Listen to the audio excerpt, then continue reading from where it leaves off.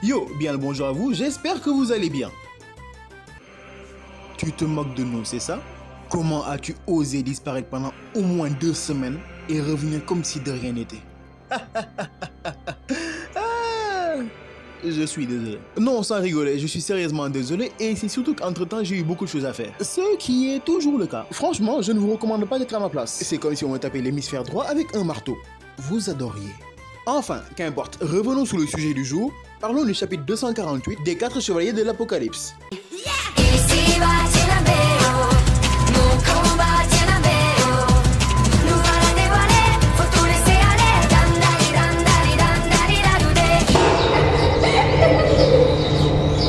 Précédemment, Kat était apparu avec un otage, poussant ainsi Lancelot à accepter un pacte donnant accès au chaos à un des corps les plus puissants.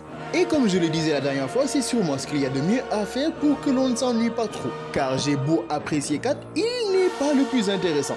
Le seul hic, c'est que ça fait un peu redondant avec Meliodas et Zeldris. Comme le souligne Gawain, il a accepté le contrat de lui-même, même s'il était sous menace. Et même sur le point de céder, il pense à ses camarades et leur conseille de fuir. Alors ça, on ne me le dira pas 2 fois.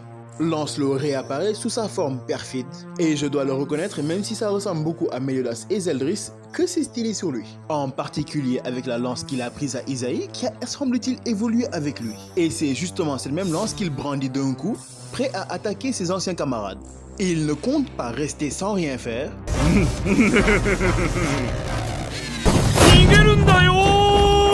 Ils arrivent à prendre la fuite et juste après leur départ, une énorme explosion se fait voir. Difficile de ne pas la rater. Au début, j'ai cru que c'était Lancelot qui s'était retenu pour leur permettre de fuir, mais c'est juste eux qui ont été plus rapides. Et ce qui me l'a fait comprendre, c'est lorsque Kat est sorti et s'est fait rétamer par Lancelot. Et oui, Kat n'est pas en contrôle du corps de Lancelot, étant donné que le pacte était que Lancelot reçoive tout ce qui est maléfique en lui, faisant juste de lui un être démoniaque. Cependant, malgré cela, la seule chose qui compte pour lui, c'est Guenièvre. Et comme avec Meliodas et Zeldris, j'imagine la seule manière de le sauver, c'est d'envoyer Gozer et Guenièvre lui parler mentalement. Pendant que les autres se font marave. Mais le plus intéressant, c'est lorsque les autres sont de retour à Lyonesse. Une fois le portail refermé, ils se rendent compte enfin de ce qu'ils ont perdu. Un cheat code, un ami, un frère. Ils sont accueillis par Jan et King qui sont là pour aider à la reconstruction, ce qui leur permet d'oublier difficilement ce qui arrive à Elisabeth, mais ils auront encore plus de mal à croire ce qui va se passer dans le futur. Pourquoi, vous me direz?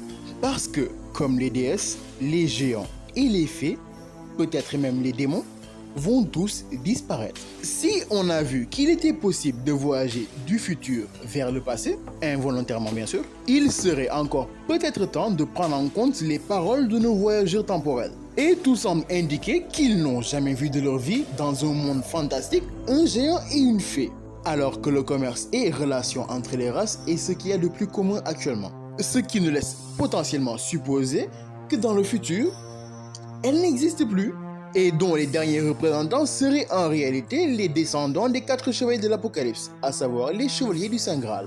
Isaïe, descendant des déesses et des démons, Karn et Galad qui sont respectivement 25% fées, 50% feux. Et même ce dernier a 25% de sang de géant. Et en parlant d'eux, je ne sais pas pourquoi, la fille adoptive de Gawain me fait penser à un géant. Juste une impression. Bref, je sais que je suis en retard, j'ai préparé les autres vidéos, et c'est là que je vous dis à très bientôt. Ou on ne sait jamais.